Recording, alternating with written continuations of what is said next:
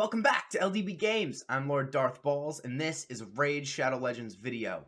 In this video, I'm going to talk about the clan boss. The clan boss is the single greatest place to farm shards and books. And one of your first goals when you begin playing Raid is get to ultranightmare so you can reap the best rewards. So before I go into my ultranightmare team, let's see what I got. Okay. Nope. Wow, no shards, huh? Here I am saying it's the best place to get shards. And my luck doesn't seem to be so good. Nice, void shard. Okay, cool. Sacred? Oh, another void. Okay, I'll take a double void. I don't think that's worth rolling. All right. So, I use, for ultranightmare, a Helicath-based team. And the only required champion in this team is Helicath. These four can be substituted and swapped out for a variety of champions. So first, let's look at the turn order. Helicath is running the fastest at 246 speed. Now, the other four champions are all within a specific range of speeds. That's 171 to about 190. And that's based on how fast the clan boss is. So all of these champions are going to be going on a 1-to-1 ratio to the clan boss, which means they take one turn to the clan boss's one turn. Helicath, I believe, is running at a 2-to-1. I'm not sure exactly, but I know that this speed, 246, is a fairly firm speed. I'm not sure that there's any variance here. So after Helicath, Bad-El is my fastest champion, running 186. And he comes in for a cleanse. He goes first because I want him to be able to cleanse the stun after the clan boss uses his A3. Any cleanse champion can be used here. You don't have to use a clan boss champion though if you bring a cleanse champion, if you bring a block debuffs champion. So this format I did a cleanse, right? After Bad-El comes Farrakin the Fat. Now, Farrakin the Fat comes in for a few things. He has an ally attack, he has HP burns and poisons, and he has decreased defense on his A1. So he's coming in here as a pure damage dealer. Then I have Tervold, another pure damage dealer. And I'm actually turning off his A2 because it has an increased speed here. And I have him tuned at a 1-to-1. I would have to retune him if I wanted to leverage his A2 in this fight. And then last comes in Martyr on a 172. And she's coming in for another decreased defense on her A1 and the counterattack. Now, she also has decreased attack, which is really nice. However, not completely necessary in a block damage comp. But she has the counterattack and the increased defense, and I have her running the slowest, so that at the end of every turn, at the end of every round, not really round, but after clan boss goes through all of his turns, Martyr throws up the counterattack, and those first two AoEs trigger a counterattack on each of the champions. So in a given clan boss's turn, I'm going to get anywhere from 2 to 3 attacks per champion because of the counterattack and the ally attack. Now, in addition to the block damage that is the core of this team, Helicath also brings a weaken and a nice fat shield. And Helicath can be substituted out for tower. They have a very similar skill set with block damage on a 4-turn cooldown. So Helicath isn't required, but the block damage running at 246 with a 4-turn cooldown is the requirement in this team. Now, if you don't have a cleanse champion, you would want a block debuffs champion running at the slowest speed. And then the other 3 champions are all damage dealers, and putting in multiple ally attack champions, champions that have decreased defense and weaken, champions that have poisons are all great ways to increase the damage on this team. Now, the interesting thing about this block damage team is the stun hit is never blocked in terms of damage. So the stun hit clan boss's hits gets harder and harder over time. They do more damage over time. So by the time you get to the mid 40s, that stun hit hits very hard, which is why Martyr with her increased defense and Helicath with his shield come in really nice. If you have tanky enough champions, it's not completely necessary, but you'll have to experiment. It took me a few tries to get this team down. Now, there's a couple caveats to this team. This team will not work against Spirit Affinity because I have a single cleanse happening after the stun. Spirit Affinity drops a decreased speed debuff on your team and will mess up this tune since there's no way to block or cleanse it with this team. Now, I went for the cleanse with Bad-El because of his passive. It allows my team to do more damage when I have poison out on the clan boss, which just helps me reach that one key damage amount as quickly as possible. So let's look at my team. Before we do, actually, one thing I do want to point out, right, is the amount of damage you need, right? So to hit that top chest, which is the greatest rewards, right, it has a chance of a sacred. As you saw, I got 2 voids this morning, chance of an ancient, a legendary book, and an epic book. And those are the best rewards that you can get from Clan Boss. And it's on a daily basis. So you should always be using all of your keys to do as much damage to the Clan Boss as possible. So this team is a 1-key Clan Boss team for Ultra Nightmare, and it is a fast team. It runs in about 12 minutes, so it's very, very quick. So the star of the show is Helicath. Now, before I get into each individual champion's stats, there's one other thing aside from speed that you really need to be cognizant of, and that's accuracy. So in order for any champion that places debuffs to land them on the clan boss in Ultra Nightmare, you need in and around 250 accuracy. So any champion that has debuffs, you'll see they have enough accuracy to do their job, right? So Helicath has the weaken on his A1, helping to increase my damage. He's got the shield based on his defense on his A2, so the higher that you make his defense, the bigger that shield is, and that shield is up for the stun hit, which helps you tank some of that damage. And then he has his block damage. Now, one of the really cool things about Helicath over tower is when a block damage buff is removed, stolen, or expires, it replaces it with an increased defense. So between Helicath and Martyr's increased defense, there's pretty much increased defense up the entire time. Now, another bonus from Helicath is it increases his champion's defense for each block damage buff out there. So it allows him to be tankier and do more damage because he is defense-based. And he'll counterattack whenever an ally is hit under block damage. It only occurs once per enemy turn. So for the 2 AoEs that Clan Boss does, Helicath's going to attack because everyone's going to be under block damage, which just gives you another hit, doing more damage, allowing you to keep that weaken up more of the fight. So let's look at his masteries first. I have him going down. Let me move myself out of the way. I have him going down the offense tree. I went for War Master because that has the greatest potential damage over time. Increases the damage inflicted by the champion's default skill. Now, Helicath is going to use his A1 a lot, which means eventually I'll just get an extra 10% damage on that A1. The clan boss definitely has higher max HP, so increased damage there. When I do face an affinity, if it's not spirit, this allows him to just do more damage overall. Typically, he's at full health for the majority of the fight, which allows him to, again, do more damage. Crit rate and crit damage, obvious choices. And then this doesn't come into play for Clan Boss, but I used it to get to Stoke to Fury. So because I run a cleanse squad and I have Bad-El cleansing only after the stun, that means that I'm taking debuffs during the other 2 AoEs depending on the affinity. Could be decreased attack, could be poisons and whatnot. So this allows me to get just a little bit extra damage out when the poisons are on or the decreased attack is up from the clan boss's hit.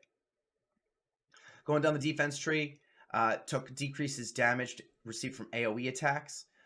Maybe not the best choice because all of Clan Boss's AoE attacks are being blocked. So the only damage you really take is from the stun hit. But Yeah, this can be useful too from the stun hit. Because Helicath typically takes the stun hit, which means if it's a big enough hit, it could potentially remove that stun immediately, which is nice, but I have the cleanse in there, so it's not completely necessary. This reduces the damage this champion takes from a specific enemy by 75.75%.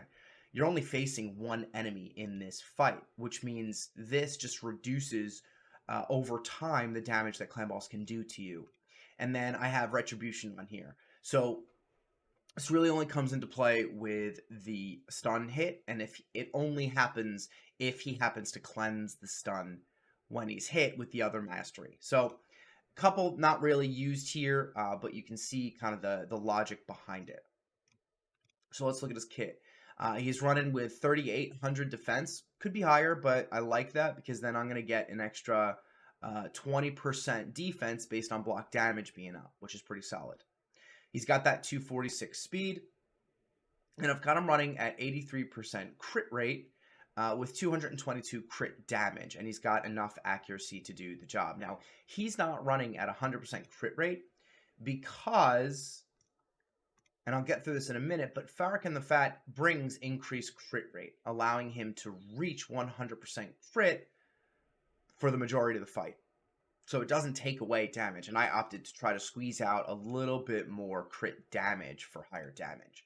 Now, one thing that you will notice about my team is I think they are all in crit damage gauntlets, which is the way that you maximize damage. If you rock crit rate on the gauntlets and you find crit damage elsewhere, overall your build is not going to be able to do as much damage. And realistically, for the best chance of one key damage numbers, right, that's 70 million, you want your champions in crit damage gauntlets. Defense chest, speed on the boots with a nice chunk of accuracy there, crit rate, crit damage, and speed with some defense throughout the rest of the build, maybe a little bit of HP there as well. Accuracy on the banner, crit damage on the amulet with a nice chunk of speed, and then just some nice defensive stats here on the ring. Next up is Bad-El, right? Bad-El comes in for the cleanse. Now, I have him built in a stun set because he's multi-purpose. This isn't the only place that I use this Bad-El in this game. However, the stun set doesn't come into play against the clan boss because you can't stun the clan boss, right? His A1 has a heal on it, which is just a nice way to keep your team topped up, right? That mastery that increases your damage at full HP. This contributes to that. Has to be, for the damage inflicted. And then he's got his cleanse and continuous heals and poisons on his A2. This is an incredible ability. This, again, keeps your team topped up with health, increases damage on the clan boss with poisons, removes the stun from your team, and then combined with his passive allows your entire team to do more damage when the clan boss has poisons up. In terms of the masteries, let me move myself into a better spot. Okay, I went down the offense tree. Again, you can see it's the exact same setup as Helicath. This time I went down the support tree. Now, I went with Steadfast because the stun target with the clan boss is a little complex. But one of the best ways to avoid the clan boss stunning a specific champion is putting Steadfast Mastery on them. The clan boss will typically avoid champions with a Steadfast Mastery, which is pretty cool. This doesn't have any effect in clan boss. That's for other areas of the game. Increase accuracy for each enemy alive, right? So that's an extra 16 accuracy for Bad-El to help me maximize his min-max his kit. This also doesn't come into play in clan boss, but it does in other areas of the game. And then I have Master Hexer for the chance to extend the poisons that he puts up, allowing for more damage over time. Right, let's look at his kit.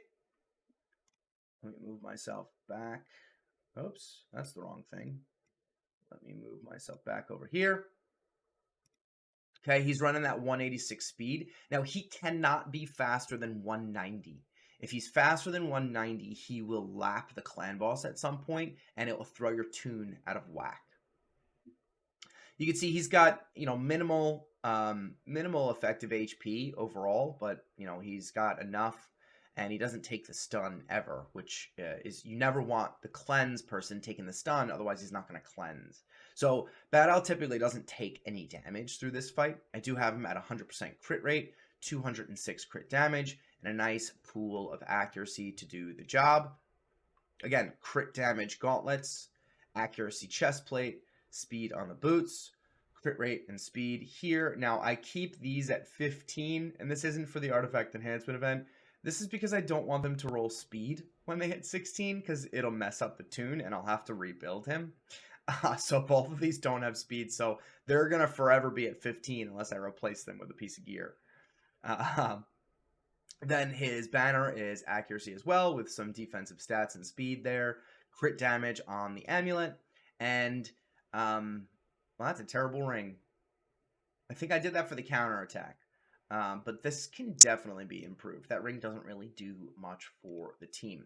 Now, the next two champions are damage dealers, and they don't have to go in any specific order. Tervold coming in, he is a massive hitter.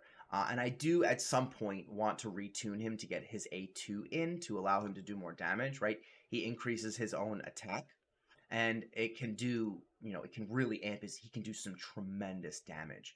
But his A1 is a double hitter, has a weaken on it, and his A2, his A3 is a huge double hit, and it increases according to the number of buffs on him. And you'll notice I have a decent amount of buffs in this squad, so it really allows you to just maximize the damage that you have.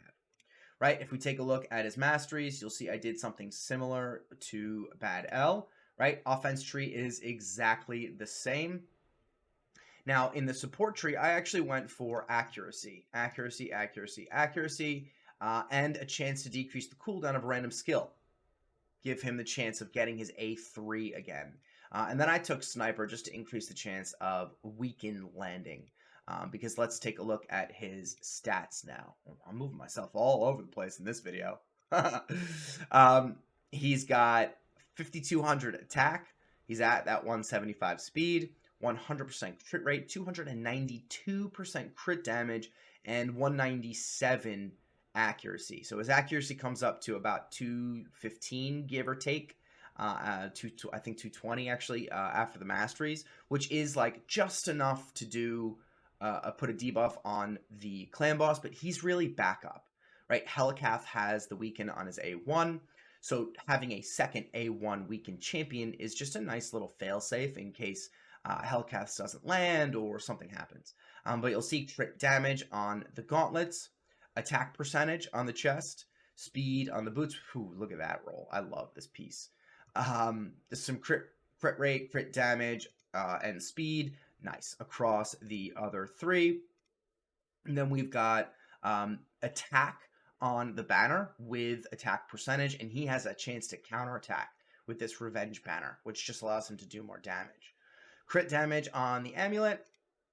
And I've got another revenge accessory on here. Not the greatest in terms of substats, but that extra chance of hit is pretty impactful overall. Then I've got Farrakin the Fat in here. He is an ally attack champion. You can bring any ally attack champion in for him. There's no real, like, the only difference is they all have slightly different kits. And I like Farrakin the Fat a lot because he puts increased crit damage on my entire team when he does the ally attack. And he does the increased crit rate, which brings my Helicath up to 100% crit rate. I'll probably tweak him a little bit at some point to get him back to get him up to 100, but it works the way it is, and I'm not really fussy about it. His A2 is pretty legit as well. It drops an HP burn and 2 poisons, which can help Bad-El's passive get activated and stay activated, and just does more damage. Farrakin the Fat actually does a tremendous amount of damage, and he comes in with a decreased defense on the A1. So now I have decreased defense and weaken up on the boss. His passive is kind of cool. It spreads out damage across your team, which doesn't come into play here because Farrakin will only ever take a hit when he's got black damage up. Taking a look at his masteries, you can see I did something similar to everyone else, but not exactly the same. I went down that left side of the attack tree just the same, but instead of going down to Stoke to Fury, I opted for more support. And I did that because not only does he place buffs, but he debuffs for Master Hexer, but he also plays buffs. So there's a chance for that increased crit rate to just get extended a little bit, get up for 3 turns instead of 2, helping to keep my Helicath at 100% crit rate. I also took Cycle of Magic because I want that ally attack coming back as much as possible. Even his A2, the HP burn and poisons coming back often, if it happens to decrease that skill, is great as well, right? That's just more damage. This doesn't apply to the clan boss, applies to other areas of the game. And then I went for accuracy, and that doesn't mean anything either. And I don't want him to get stunned, so I went steadfast. Looking at his stats, you know, halfway decent effective HP. He's running 176 speed. Again, he doesn't take any damage throughout the fight. 100% crit rate, 255 crit damage, and 264 accuracy. And then closing out the rotation of this team is none other than Martyr. Now, you can use Valkyrie here, you can use Skull Crusher here, or you can even throw in another ally attack champion if you don't have a counter attack. It's important to know that if you're not using a cleanse, the 172 speed is where the block debuffs champion needs to go, and that would put another damage dealer in the 186 speed range. Important fact. So, Martyr brings a decreased defense on the A1. That's 2 decreased defense A1 champions, which helps me keep decreased defense up the entire fight. I've got the increased defense and counterattack on the A2, and I've got the decreased attack on the A3. Looking at our masteries, you can see this is very similar to Helicath, right? So I went down the offense tree, same left side. That's a very, very common build of masteries for clan boss. I did actually take Life Drinker.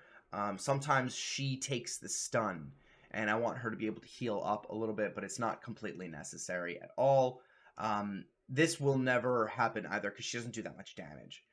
So I can probably rework this, but I'm not fussed about that. And then I went down the defense tree to give her more defense, and reduce the damage in the other content that I use her in.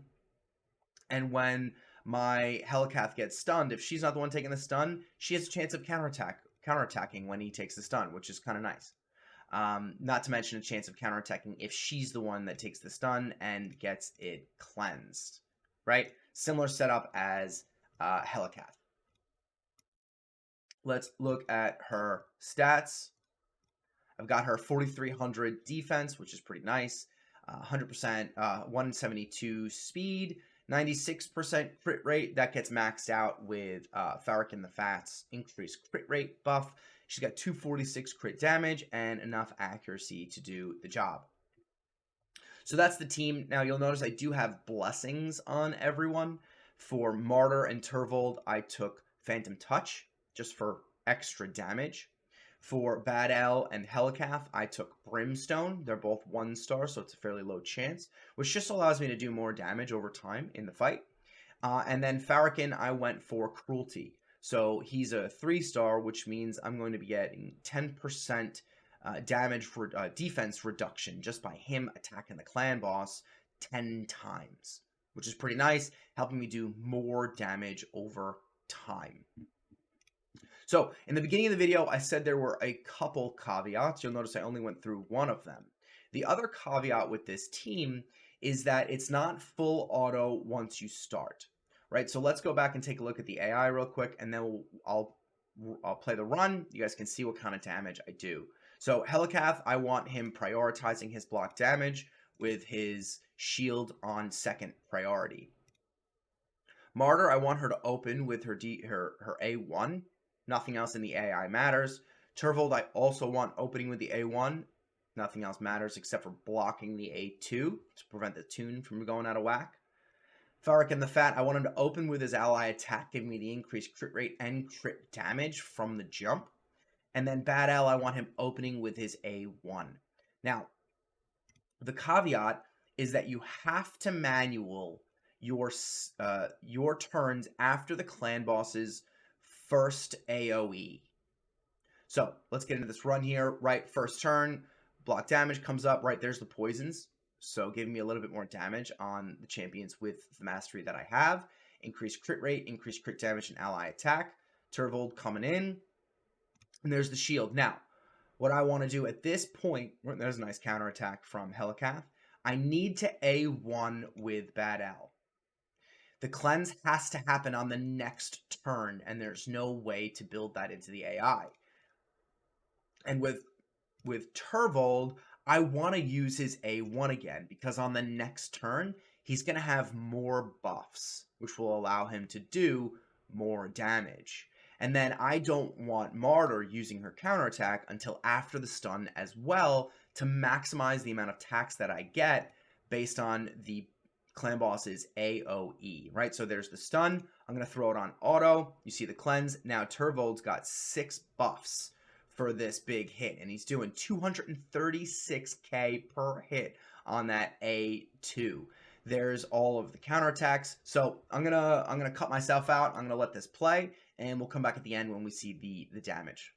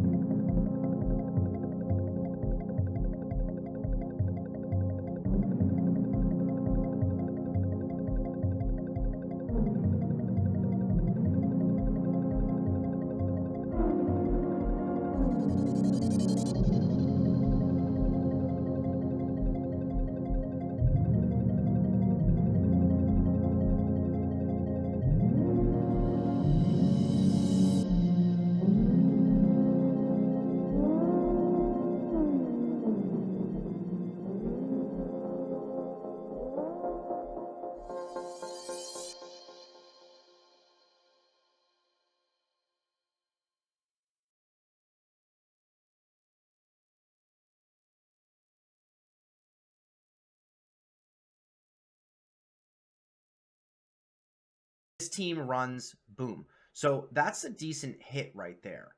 And it's only that small amount of damage because I do also run Helicath as the lead for his defensive aura, increasing my defensive stats across the board. Right, so here we are about to close out because you can't pass turn 50 with block damage or unkillable. He'll hit right through it, and there it is. So 89.4 million damage. This team typically does somewhere between 85 and 93 million damage. You'll see it was done in just over 12 minutes, which is a very fast clan boss key. And if we look at the individual damage here, we've got Helicath with 19 million, Martyr with 15 million, Farrakin with 16, Bad-El with just under 12, and Tervold with almost 30 million damage. There it is, guys. I'm going to link to Deadwood Jedi's website in the comments below. He has a really great website for clan boss tunes. And there is a breakdown of this tune on his website if you'd like to see another way of explaining it or a different visual for how it works. But that's it, guys. I run this every morning on Ultra Nightmare to get my 1 key in and get that top chest in damage. And I gotta say, a couple weeks ago, I walked away with 3 sacreds from 1 day of clan boss. It is RNG at the end of the day, but you do get a substantial amount of sacreds throughout the month if you do this every single day.